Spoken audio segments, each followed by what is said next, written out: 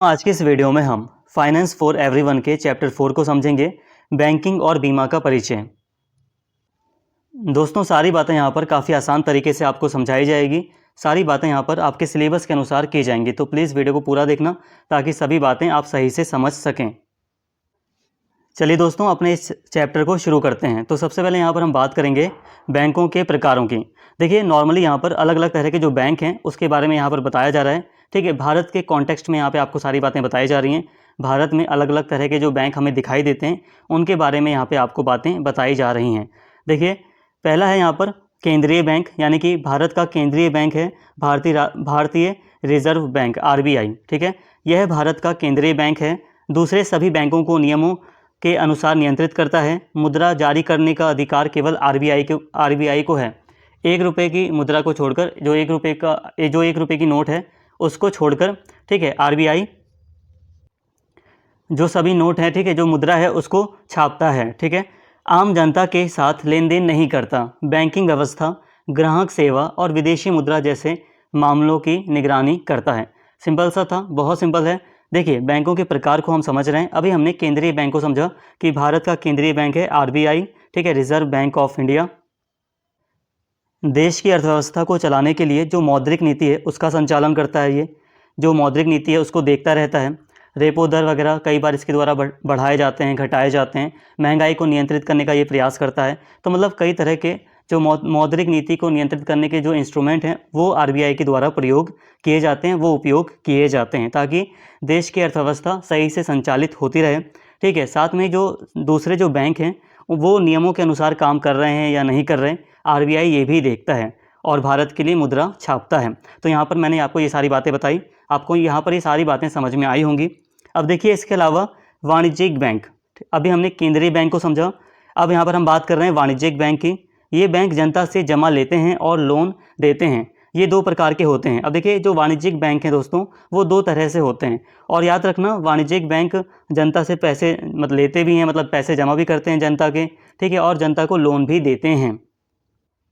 देखिए दोस्तों, ये 2 तरह के होते हैं। एक है अनुसूचित बैंक और एक है गैर अनुसूचित बैंक।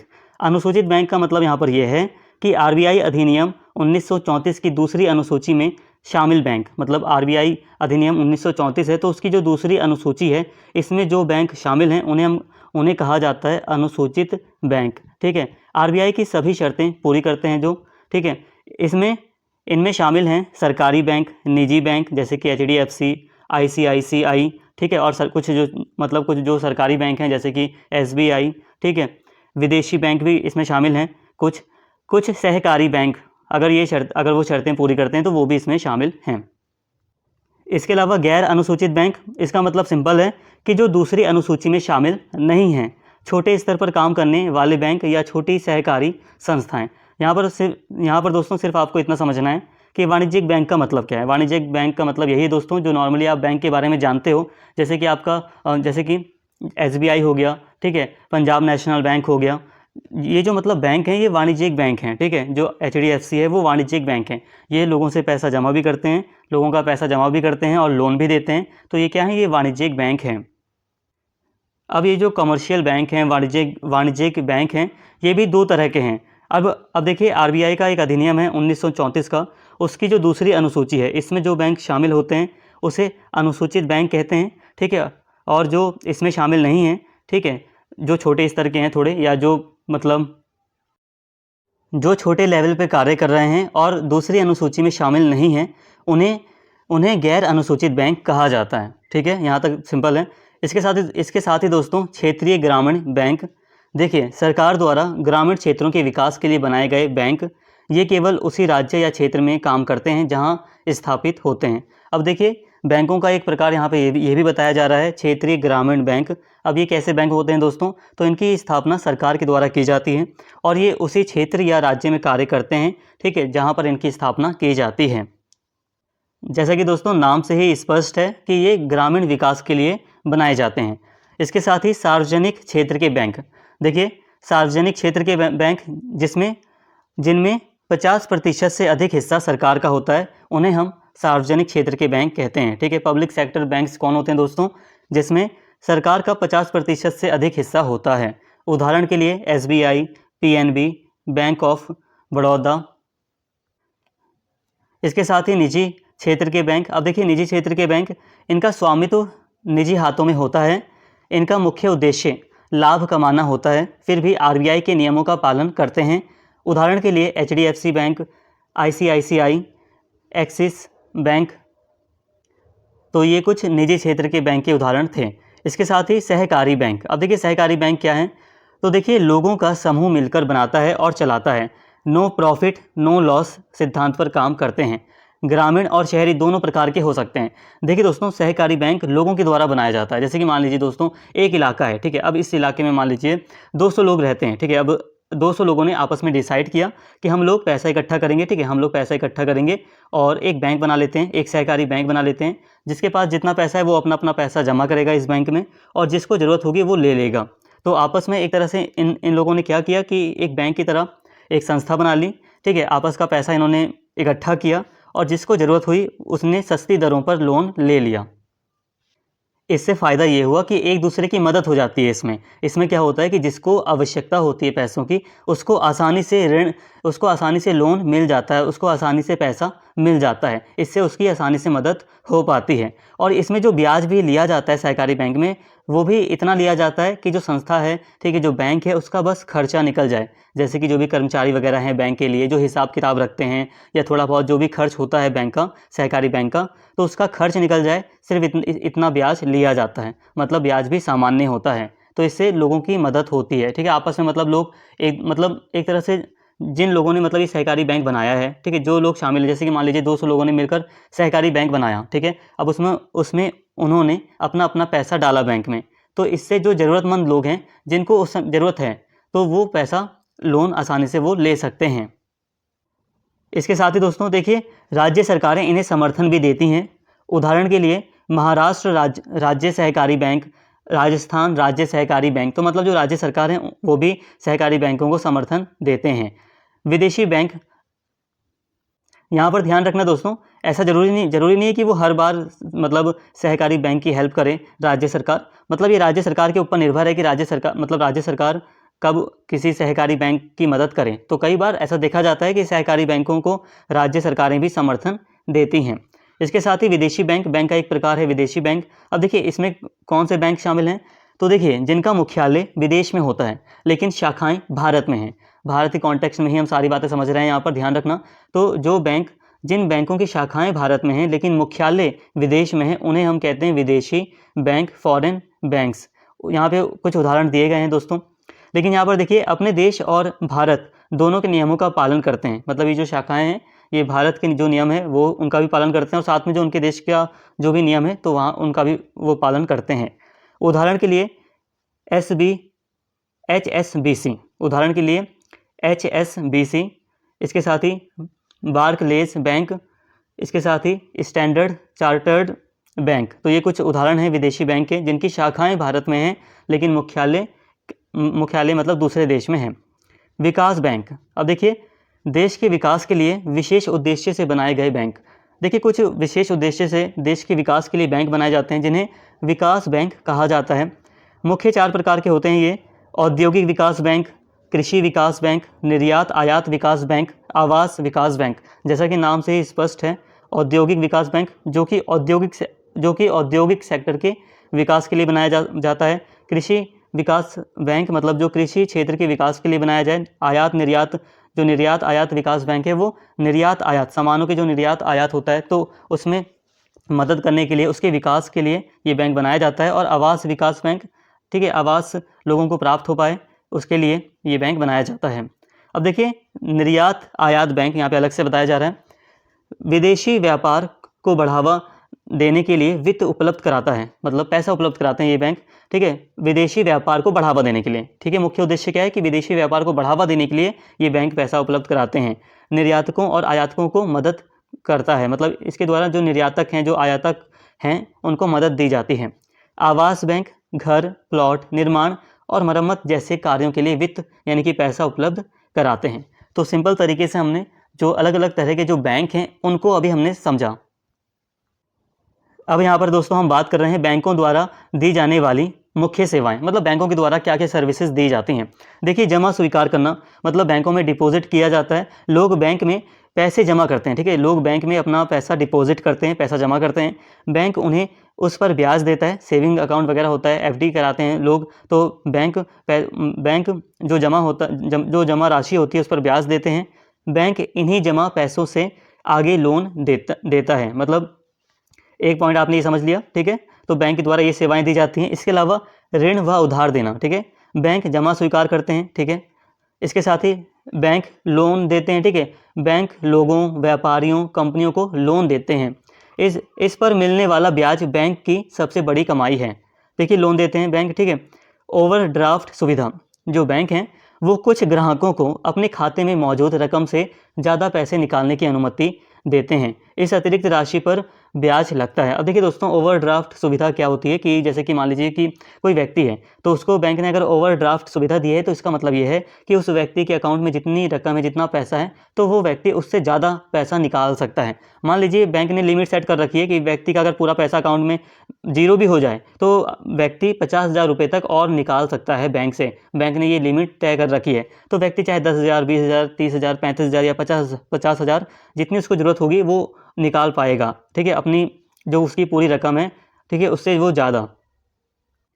तो अगर इसमें क्या होता है कि जितना पैसा निकाला गया, जितना एक्स्ट्रा पैसा व्यक्ति ने निकाला अपने अकाउंट से, ठीक है, तो उस पर ब्याज लगता है। मतलब तो आप समझ गए ना कि मान लीजिए व्यक्ति के लिए ओवरड्राफ्ट सुविधा के रूप में बैंक ने क्या कर रखा है कि 50,000 तक की लिमिट सेट कर रखी है कि कोई व्यक्ति जो भी मतलब व्यक्ति है, उसका ग्राहक बैंक का, ठीक है, वो 50,000 रुपये तक एक्स्ट्रा निकाल सकता है अपने बैंक अकाउंट से, ठीक है। मान लीजिए व्यक्ति के अकाउंट में 10,000 रुपये पड़े हैं, ठीक है, व्यक्ति के अकाउंट में मान लीजिए 10,000 रुपये पड़े हैं। अब व्यक्ति ने क्या किया, क्योंकि ओवरड्राफ्ट सुविधा उसके पास है, बैंक उसको ओवरड्राफ्ट की सुविधा दे रहा है, तो व्यक्ति 60,000 रुपये तक निकाल सकता है। समझ में आ रही होगी आपको मेरी बात। तो यहाँ पर अगर व्यक्ति के अकाउंट में, एग्जाम्पल के द्वारा अगर हम बात समझें कि व्यक्ति के अकाउंट में 10,000 हैं और व्यक्ति ने 50,000 रुपये मतलब 60,000 रुपये निकाल लिए, ठीक है, टोटल 60,000 व्यक्ति ने निकाल लिए, तो व्यक्ति ने अतिरिक्त पैसा कितना निकाला, 50,000 रुपये। इसका मतलब है कि 50,000 पर ब्याज लगेगा। अगर व्यक्ति ने मान लीजिए 40,000 रुपये निकाले हैं, 10,000 तो उसके पास पहले से ही थे अकाउंट में, 30,000 रुपये उसने और निकाले हैं, एक्स्ट्रा ओवरड्राफ्ट सुविधा के अनुसार लिए हैं, तो 30,000 रुपये पर ब्याज लगेगा। मतलब जितनी राशि निकालता है व्यक्ति अतिरिक्त, उस पर ब्याज लगता है, ठीक है। बिलों में छूट, अब देखिए बिल्स डिस्काउंटिंग, इसका सही नाम लेना ये वाला ज़्यादा सही रहेगा, बिल डिस्काउंटिंग, ये थोड़ा समझ में भी आएगा।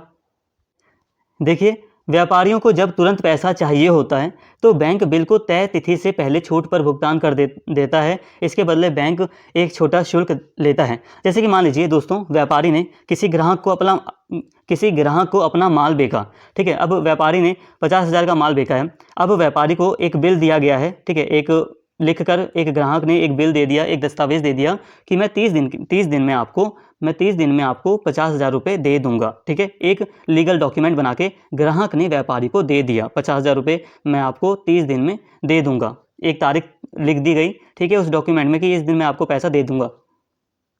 मतलब यह है कि व्यापारी के लिए एक चीज़ लगभग फिक्स है कि हाँ, व्यापारी को 30 दिन में पैसा मिल जाएगा। जो भी एक तारीख फिक्स की गई है उसको पैसा व्यापारी को मिल जाएगा, ठीक है, ग्राहक के द्वारा। लेकिन अगर व्यापारी को ऐसे में तुरंत पैसे की आवश्यकता पड़ गई तो अब व्यापारी क्या करें। मान लीजिए 2 दिन बाद ही व्यापारी को पैसे की आवश्यकता पड़ गई, तो ऐसे में बैंक क्या करते हैं, बिल डिस्काउंटिंग की सुविधा भी देते हैं। मतलब ये जो बिल है, 50,000 का जो बिल है, जो कि ग्राहक पे करेगा, ठीक है, व्यापारी को, ठीक है, जो भी एक फिक्स डेट है उसको, तो बैंक क्या करते हैं, व्यापारी से कहते हैं कि ठीक है, आप ये जो डॉक्यूमेंट है ये हमें दे दो, हमारे नाम कर दो इसको, ठीक है, हम ग्राहक से पैसा ले लेंगे और हम मतलब आपको, जैसे कि 50,000 का है तो मान लीजिए बैंक अपनी सर्विस वगैरह काट कर, ब्याज वगैरह जो भी वो लेना चाहता है उसको लेकर, मान लीजिए कि वो कह देता है कि हम 48,500 ही आपको देंगे, ठीक है, व्यापारी को।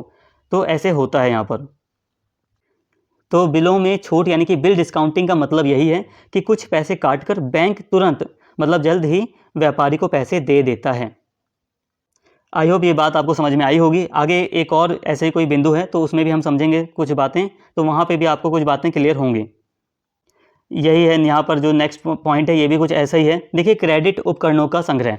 अब देखिए, बैंक वचन पत्र, bill of exchange, demand draft जैसी चीज़ें ग्राहक की ओर से जमा करके उनका भुगतान करवाते हैं। अब देखिए दोस्तों, क्या होता है, जैसे कि यहाँ पे कुछ लीगल डॉक्यूमेंट्स हैं, जैसे कि बिल ऑफ एक्सचेंज वगैरह। मान लीजिए वही एग्जांपल ले लेते हैं, कुछ वैसे एग्जांपल जैसा भी मैंने आपको समझाया। जैसे कि मान लीजिए बिल ऑफ एक्सचेंज, एक व्यापारी के पास एक बिल ऑफ एक्सचेंज का डॉक्यूमेंट है, जिसमें एक ग्राहक ने उससे कहा है कि मैं आपको अपने अकाउंट से 50,000 रुपये दे दूंगा, ठीक है। मतलब ऐसा ग्राहक ने कहा है व्यापारी से, और ये लीगल डॉक्यूमेंट है, तो लीगल डॉक्यूमेंट में ये सारी बातें लिखी हैं। तो अब क्या होता है कि व्यापारी को अगर खुद बिल ऑफ एक्सचेंज, मतलब जो राशि है बिल में लिखी हुई, उसको प्राप्त करना है, तो एक लंबी थोड़ी प्रक्रिया होती है, वो थोड़ी लंबी होती है। तो व्यापारी को थोड़ी दिक्कत हो सकती है, थोड़ा ज़्यादा समय लग सकता है, ठीक है, वो पैसा प्राप्त करने में। हालांकि वो पैसा उस व्यापारी को एक फ़िक्स डेट पर मिलेगा, लेकिन वो पैसा प्राप्त करने के लिए भी थोड़ी प्रक्रिया से गुजरना पड़ता है। तो ऐसे में व्यापारी क्या कर सकता है कि बैंक को कह देता है कि ये रहा मेरा बिल ऑफ एक्सचेंज, या ये मेरा मतलब ये चीज़ है, मेरा वचन पत्र बिल ऑफ एक्सचेंज है या डिमांड ड्राफ्ट है। तो बैंक का मतलब, तो जो व्यापारी है या जो, ठीक है, जो भी व्यक्ति है, तो वो बैंक से कह देता है कि आप मेरी तरफ से इस बिल को पूरा करा दो, मतलब जो भी मेरा पैसा है वो आप बैंक मेरे अकाउंट में डलवा दो। मतलब यह है कि बैंक के पास वो डॉक्यूमेंट आ गया। अब बैंक क्या करेगा, बैंक क्या करेगा, जो भी उसमें मतलब चीज़ें फॉलो होंगी, जो भी प्रक्रिया है उसको पूरा करके व्यापारी के अकाउंट में वो पैसा डलवा देगा। मतलब यहाँ पर यह है कि बैंक एक तरह की यहाँ पर सर्विस दे रहा है कि व्यापारी का ज़्यादा समय ना लगे और व्यापारी का जो काम है वो हो जाए। देखिए जो बैंक है वो अपनी तरफ से पैसा नहीं दे रहे हैं, वो पैसा जहाँ से भी व्यापारी को पैसा प्राप्त करना था बिल ऑफ एक्सचेंज में जहाँ भी लिखा है, बैंक वहीं से ला कर देगा। लेकिन बैंक क्या कर रहा है, बैंक एक तरह से सर्विस दे रहा है कि जो भी प्रक्रिया है, जो भी टाइम लग रहा है पैसे के लेन देन में, वो कौन देखेगा, वो बैंक देख लेगा। बस यही यहाँ पर यही बातें थी। अब देखिए विदेशी मुद्रा विनिमय, देखिए विदेश यात्रा, पढ़ाई, व्यापार आदि के लिए, देखिए विदेशी मुद्रा विनिमय मतलब फॉरेक्स एक्सचेंज। कई बार जो देखिए विदेशी यात्रा पे कुछ व्यक्ति जा रहे हैं, कुछ पढ़ाई करने जा रहे हैं विदेश में, ठीक है, व्यापार भी हो सकता है, ठीक है। तो ऐसे में जो फॉरेन करेंसी होती है उसकी आवश्यकता होती है। तो जो बैंक हैं वो विदेशी मुद्रा का विनिमय भी करते हैं, एक्सचेंज भी करते हैं, ठीक है। विदेशी मुद्रा को भारतीय मुद्रा में बदलने की सुविधा, समझ में आ गया। इसके साथ ही परामर्श या सलाह, बैंक निवेश, बीमा, म्यूचुअल फंड, टैक्स प्लानिंग जैसी चीज़ों पर ग्राहकों को सलाह देते हैं ताकि वे अपने पैसे को सही जगह लगा सकें। तो एक सर्विस या एक तरह का एक काम ये भी है कि बैंक परामर्श देने का काम भी करते हैं, सलाह देने का काम भी करते हैं। इसके साथ ही बिल और टैक्स भुगतान, मतलब देखिए दोस्तों, बैंक जो है वो पानी, बिजली, गैस, मोबाइल, D2H है, ठीक है, और अन्य बिल जमा करने की सुविधा देते हैं। देखिए आजकल यह सुविधा ऑनलाइन भी उपलब्ध है। तो मतलब यहाँ पर ये कहा जा रहा है कि जो अलग अलग तरह के जो बिल्स वगैरह होते हैं, तो बैंक उन्हें भुगतान करने की सुविधा भी देते हैं। लेकिन आजकल हम देख रहे हैं कि ये जो प्रक्रिया है वो काफ़ी ज़्यादा ऑनलाइन हो चुकी है, तो ऑनलाइन भी ये प्रक्रिया काफ़ी ज़्यादा अवेलेबल है। अब यहाँ पर हम बात कर रहे हैं बैंकों के विभिन्न प्रकार के खाते, मतलब बैंक जो अलग अलग प्रकार के जो अकाउंट्स खोलते हैं उनके बारे में हम बात कर रहे हैं। बचत खाता, सेविंग्स अकाउंट, देखिए दोस्तों, आम लोगों के लिए सबसे सामान्य खाता है ये। कम राशि से खुल जाता है, पैसा सुरक्षित रहता है और ज़रूरत पड़ने पर कभी भी निकाल सकते हैं। इस पर बैंक तिमाही ब्याज देता है। KYC इसमें ज़रूरी होती है। तिमाही ब्याज मतलब जो हर 3 महीने के बाद ब्याज मिलता है, ठीक है, वो बातें हैं इसमें। अब देखिए, अब बचत खाता किस तरह से दूसरे अकाउंट से अलग है, जब हम दूसरे अकाउंट्स को समझ लेंगे तो आपको समझ में आ जाएगा। अब देखिए सावधि जमा या फिक्स्ड डिपॉजिट क्या है। तो देखिए ये भी एक तरह का अकाउंट होता है, ये भी एक तरह से ये भी एक तरह का मतलब एक FD की जाती है, जिसमें व्यक्ति को थोड़ा ज़्यादा ब्याज मिलता है सेविंग्स अकाउंट की तुलना में। आजकल तो कई सारे जो बैंक हैं वो सेविंग अकाउंट में ही ये सुविधा देते हैं कि आप अपने पैसे को फिक्स डिपॉजिट में डाल सकते हैं। देखिए पैसा एक तय अवधि के लिए जमा किया जाता है, जैसे कि 1 महीने या 3 साल या 2 साल, ठीक है, 6 महीने या अधिक, ठीक है। अवधि पूरी होने तक पैसा नहीं निकलता। बचत खाते से ज़्यादा ब्याज मिलता है, सुरक्षित निवेश माना जाता है। इसमें मैंने आपको बताया कि ब्याज थोड़ा ज़्यादा मिलता है, लेकिन हाँ, इसमें जो पैसा होता है वो कुछ समय के लिए, जो भी आपका मतलब आपने समय चुना है उस समय के लिए पैसा जमा हो जाता है। इसके साथ ही दोस्तों चालू खाता, करंट अकाउंट। अब देखिए व्यापारियों, कंपनियों और संस्थाओं के लिए ये जो अकाउंट होता है करंट अकाउंट, चालू खाता, ये व्यापारियों, जो कंपनियां हैं, जो संस्थाएं, उनके लिए होता है, ठीक है, जो बहुत ज़्यादा लेन देन करती हैं और जिनका लेन देन का अमाउंट भी बड़ा होता है। देखिए दिन भर में अनलिमिटेड लेन देन की सुविधा देता है ये अकाउंट। इस पर कोई ब्याज नहीं मिलता, चेक, ऑनलाइन बैंकिंग आदि सुविधाएँ मिलती हैं। यहाँ पे देखिए दोस्तों, ये चीज़ें आपको समझ में आ रही होंगी कि इसमें देखिए अनलिमिटेड लेन देन की सुविधा होती है। मतलब इसमें कोई वैसी लिमिट नहीं होती कि आप बस इतना मतलब बैंक अकाउंट से इतना पैसा ट्रांसफ़र कर सकते हो या इतना मतलब रिसीव कर सकते हो। मतलब यहाँ पर यह है कि ये व्यापारियों, कंपनियों और जो संस्थाएं हैं जो काफ़ी ज़्यादा लेन देन करती हैं, उनके लिए ये अकाउंट काफ़ी ज़्यादा लाभदायक होता है। अब देखिए दोस्तों, इस पर कोई ब्याज नहीं मिलता क्योंकि इस अकाउंट में से पैसा बहुत ज़्यादा मतलब लेन देन बहुत ज़्यादा होता है। तो इस जो बैंक है वो इसमें जो पैसा होता है वो उसे बचत की तरह नहीं देखते बैंक। अब यहाँ पर हम बात कर रहे हैं आवर्ती जमा की। देखिए देखिए दोस्तों, आवर्ती जमा क्या है? तो सिंपल है, ये भी हर महीने एक तय रकम जमा करनी होती है। मतलब एक तय कर दिया जाता है कि हर महीने आपको इतने इतने रुपए देने हैं। जैसे कि मान लीजिए 500 रुपये आपको हर महीने देने हैं, ठीक है। 500 रुपये आपने इस महीने जमा किए, 500 रुपये फिर आपने अगले महीने जमा किए। आपने एक टाइम पीरियड बना लिया कि मैं 1 साल तक ऐसा करूँगा। तो मतलब ये समझ में आपको आया होगा कि आवर्ती जमा में क्या होता है कि हर महीने एक तय रकम जमा करनी होती है। समय पूरा होने पर एक मुश्त राशि मिलती है। जब समय पूरा हो जाता है, ठीक है, तो आपको एक साथ पूरी राशि मिलती है। ब्याज तिमाही चक्रवृद्धि के आधार पर मिलता है। मतलब जो ब्याज मिलता है वो 3 महीने पर मिलता है, लेकिन कैसे मिलता है? चक्रवृद्धि के आधार पर मिलता है। मतलब दोस्तों ये है कि देखिए, चक्रवृद्धि ब्याज का मतलब है ब्याज पर भी ब्याज लगना, यानी हर बार जो ब्याज जुड़ता है वह भी मूलधन में मिल जाता है और अगली बार ब्याज उसी बढ़ी हुई राशि पर लगाया जाता है। नियमित बचत करने वालों के लिए अच्छा खाता है। अब देखिए दोस्तों, ब्याज को समझा देता हूँ यहाँ पर। चक्रवृद्धि ब्याज का मतलब यह है कि जैसे कि मान लीजिए 1000 रुपये किसी व्यक्ति के अकाउंट में है, अब ब्याज लगा, इस पर व्यक्ति को ब्याज मिला, ठीक है, इस अमाउंट पर व्यक्ति को ब्याज मिला और मान लीजिए 100 रुपये का ब्याज व्यक्ति को मिल गया। अब यहाँ पर हो गई राशि 1100 रुपये। तो अब जो ब्याज मिलेगा वो 1100 रुपये पर मिलेगा, ठीक है। वो 1000 रुपये पर नहीं मिलेगा। वो जो मूलधन है, अब जो मूलधन हो गया वो 1100 रुपये माना जाएगा कि टोटल आपके पास अब 1100 रुपये हैं और इसी पर ब्याज आपको मिलेगा। वैसे तो मूलधन क्या था? 1000 रुपये, लेकिन चक्रवृद्धि ब्याज में क्या होता है कि ब्याज मूलधन में ही जुड़ जाता है और फिर जो अगला ब्याज मिलता है वो टोटल रकम के ऊपर ही मिलता है। ये आपको समझ में आया होगा। अब देखिए, यहाँ पर हम बात कर रहे हैं प्रलेखन की, डॉक्यूमेंटेशन की। सिंपल सी बातें हैं। देखिए क्यों ज़रूरी है?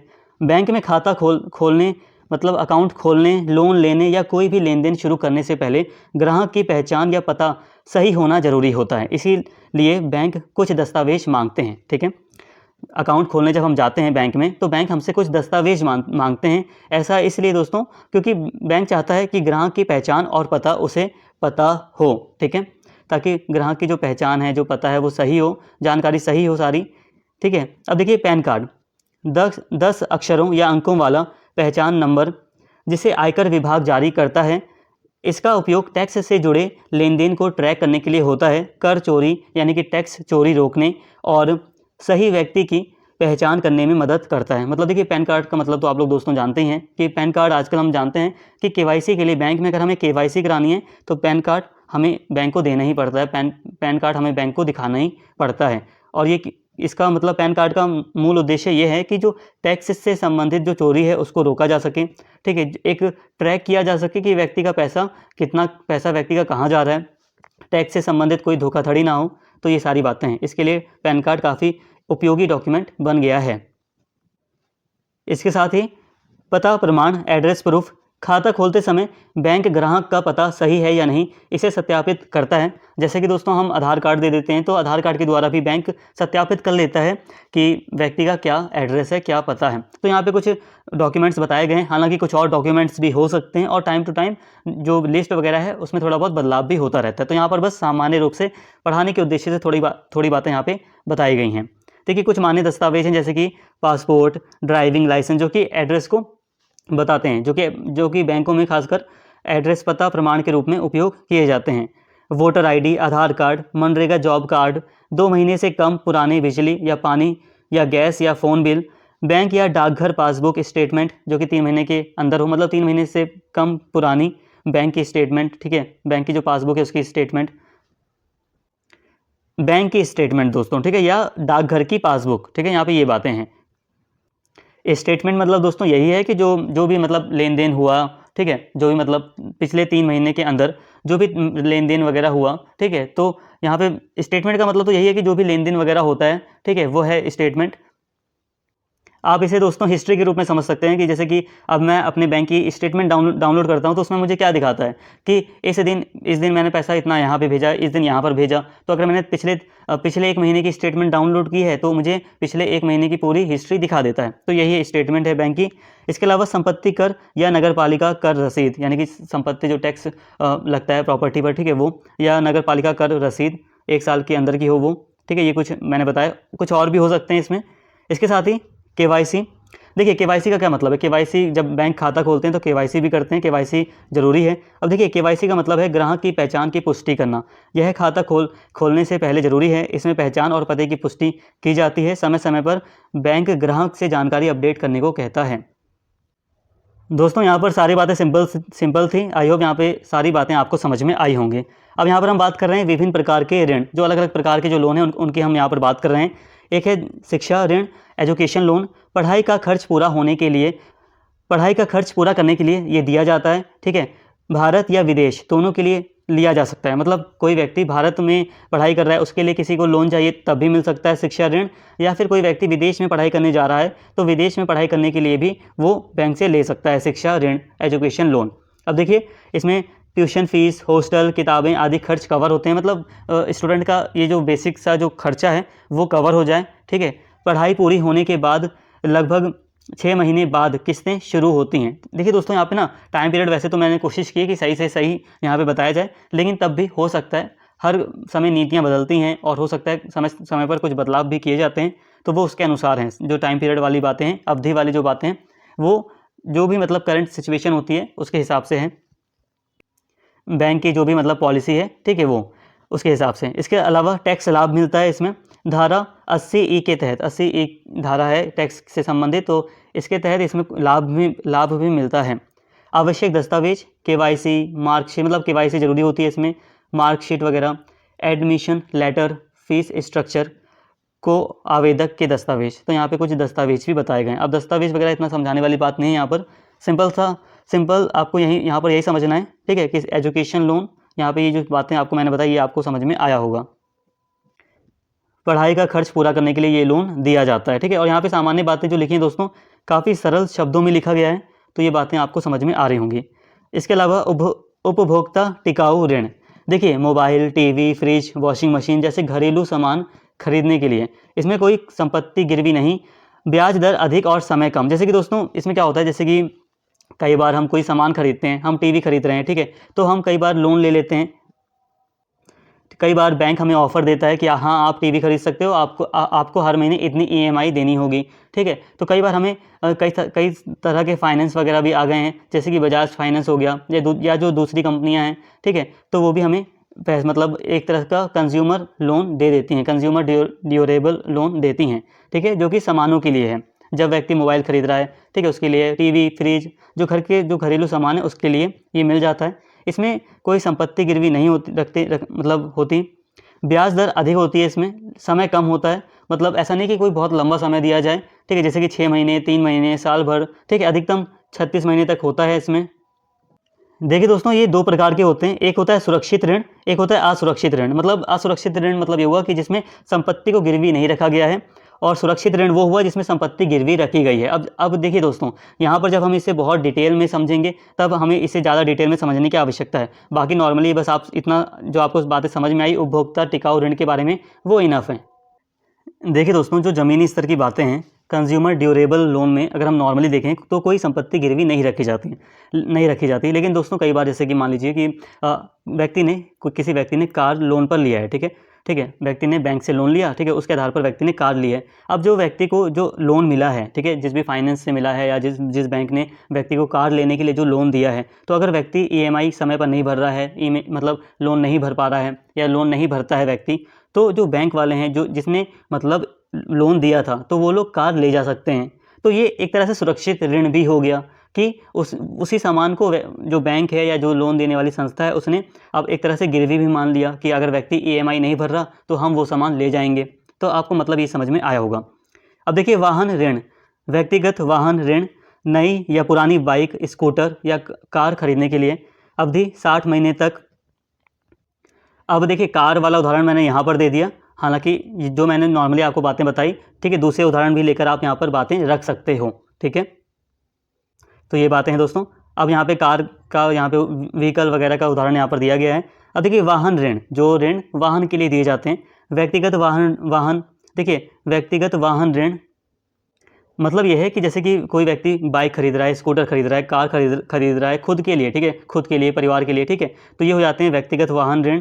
आमतौर पर नॉर्मली जो इसकी अवधि है वो 60 महीने तक है अधिकतम, ठीक है। बिना गारंटर भी मिल जाता है, ये जो ऋण है वो बिना गारंटर भी मिल जाता है। इसके अलावा वाणिज्यिक वाहन ऋण व्यवसाय के लिए ट्रक, पिकअप, टेम्पो आदि खरीदने के लिए, ठीक है। वाणिज्यिक वाहन मतलब जिन्हें हम वाणिज्यिक रूप में उपयोग करेंगे, जैसे कि ट्रक, पिकअप, टेम्पो आदि खरीदने के लिए। नए या पुराने दोनों वाहन के लिए, ठीक है।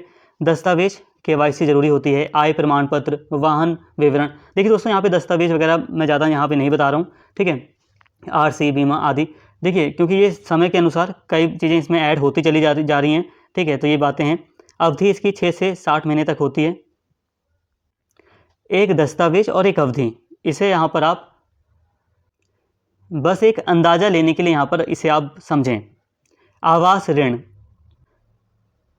देखिए दोस्तों घर खरीदने, बनाने, मरम्मत या विस्तार के लिए ब्याज दर कम, क्योंकि यह सुरक्षित ऋण है। अब देखिए दोस्तों आवास ऋण मतलब जो घर के लिए दिया जाए, घर खरीदने के लिए दिया जाए, घर को बनाने के लिए, मरम्मत करने के लिए, ठीक है, इससे जुड़ा हुआ है ये ऋण है। अब देखिए ये जो ऋण होता है इसमें ब्याज दर कम होती है, क्यों? क्योंकि यह सुरक्षित माना जाता है, क्योंकि इसमें घर गिरवी रहता है। अधिकतम अवधि 30 साल होती है इसकी।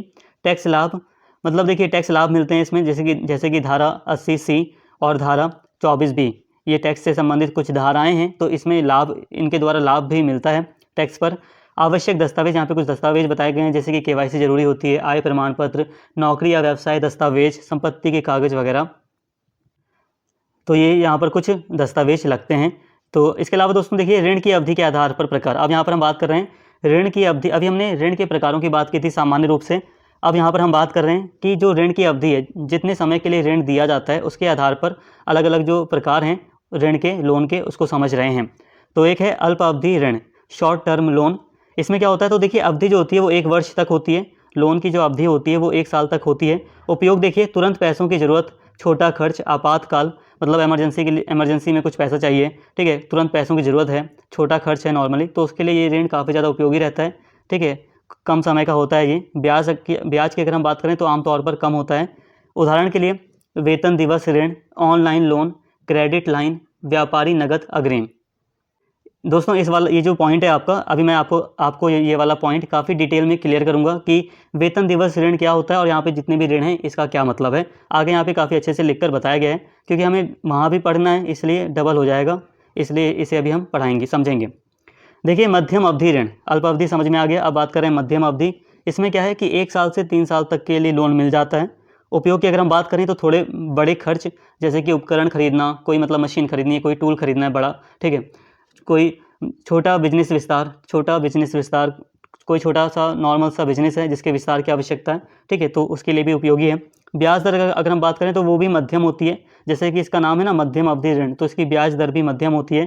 दीर्घकालिक ऋण, लॉन्ग टर्म लोन। अब देखिए अवधि इसकी अगर हम बात करें तो 3 साल से अधिक की अवधि होती है इसकी, 25 से 30 साल तक भी हो सकता है। उपयोग की अगर हम बात करें, घर खरीदना है, कार खरीदना, बड़ा निवेश, तो कई बार लोग घर खरीदने के लिए लोन लेते हैं, ठीक है, तो वो लंबे समय के लिए लेते हैं, तो ये दीर्घकालिक ऋण है, ठीक है। ब्याज अवधि लंबी होने के कारण किस्तें छोटी छोटी होती हैं। दोस्तों अब यहाँ पर हम बात कर रहे हैं अल्प अवधि ऋण के उदाहरण की। मैंने अभी आपसे कहा था ना कि इसे अभी हम अलग से समझेंगे, तो यहाँ पर वही हम समझ रहे हैं। देखिए व्यापारी नगद अग्रिम, इसका मतलब सिंपल सा है कि बिजनेस को तुरंत कैश मिलता है, बाद में ग्राहक से मिलने वाले भुगतान में से थोड़ा थोड़ा पैसा कटता है। मतलब बैंक या जो भी संस्थान है, तो व्यापारी को पैसा मिल जाता है वहाँ से थोड़ा, ठीक है, तुरंत पैसा मिल जाता है, और फिर व्यापारी के पास ग्राहक से जो पैसा आता है उसमें से थोड़ा थोड़ा किस्तों के रूप में पैसा कटता चला जाता है। मतलब जहाँ से व्यापारी को पैसा मिला था उसको भुगतान होता चला जाता है। मतलब दोस्तों सिंपल सा है कि व्यापारी ने बैंक से मान लीजिए लोन लिया, ठीक है, बैंक से पैसा लिया, ठीक है, और बैंक ने जब व्यापारी के पास ग्राहक से पैसा आया तो बैंक ने तब वहाँ से उस व्यापारी के अकाउंट से किस्तों के रूप में पैसा लेना शुरू किया। तो समझ में आ गया कि व्यापारी बैंक के पास गया और फिर बैंक ने जब ग्राहक से पैसा व्यापारी के पास आने लगा तब व्यापारी के अकाउंट से पैसे धीरे धीरे EMI के रूप में बैंक ने लेना शुरू किया, मतलब लिया। आई होप ये आपको क्लियर होगा। इसके अलावा क्रेडिट लाइन, अब देखिए ये क्या है। बैंक एक लिमिट तय करता है, ज़रूरत के समय जितना चाहिए उतना निकाल सकते हैं, उतने ही हिस्से पर ब्याज लगता है। जैसे कि दोस्तों किसी व्यापारी को कुछ पैसे की आवश्यकता हो सकती है, इसके लिए क्रेडिट लाइन की सुविधा भी दी गई है, बैंकों के द्वारा की जाती है ये सुविधा भी, ठीक है। अब ये डिपेंड करता है कि बैंक ने मतलब बैंक में ये सुविधा अवेलेबल है या नहीं, या बैंक ने किसके लिए ये सुविधा रखी है।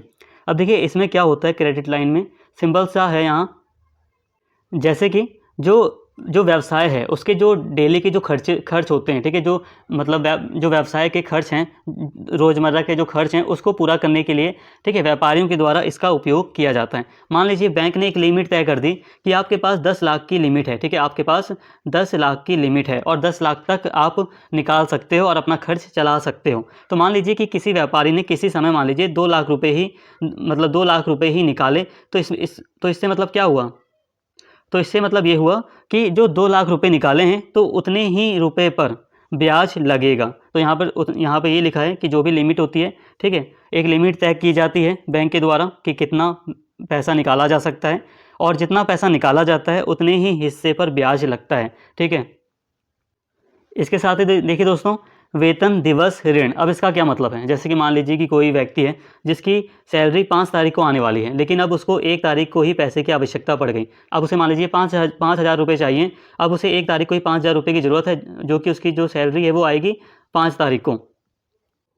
तो अब ऐसे में व्यक्ति जो पैसा मतलब लोन ले लेता है वेतन दिवस के रूप में, फिर वो लोन ले सकता है, ठीक है। मतलब वेतन आने से पहले लिया जाने वाला छोटा ऋण है ये वेतन दिवस ऋण, ठीक है। ब्याज बहुत ज़्यादा होता है इसमें।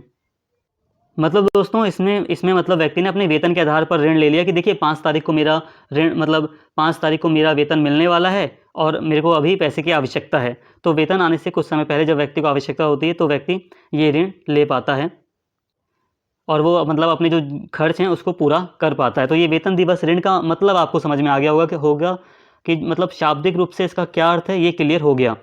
अब देखिए दोस्तों ऑनलाइन ऋण, इसका क्या मतलब है। तो देखिए दोस्तों आजकल हम देख रहे हैं कई सारे ऐप आ गए हैं, कई सारी वेबसाइट हमें दिखाई देती हैं ऑनलाइन जो कि ऋण प्रोवाइड कर रहे हैं, ठीक है। तो वही है यहाँ पर ये ऑनलाइन ऋण। इसमें क्या है कि तुरंत स्वीकृति कहा जाता है कि तुरंत स्वीकृति हो जाएगी, ठीक है। हालांकि वो डिपेंड करता है कि व्यक्ति का मतलब क्रेडिट कैसा है, व्यक्ति का सिविल स्कोर कैसा है, बहुत सारी चीज़ें निर्भर करती हैं, व्यक्ति के पास डॉक्यूमेंट हैं या नहीं, ठीक है, जो भी चीज़ें हैं, ठीक है। और 24 घंटे में पैसा खाते में आ सकता है। तो ये ऑनलाइन ऋण भी आजकल दिए जा रहे हैं, अल्पकालिक होते हैं ये और आसान होते हैं। तो ऑनलाइन ऋण का शाब्दिक रूप से मतलब बस आप समझ लो कि इसका मतलब क्या है, ठीक है, ये आपको समझ में आ गया।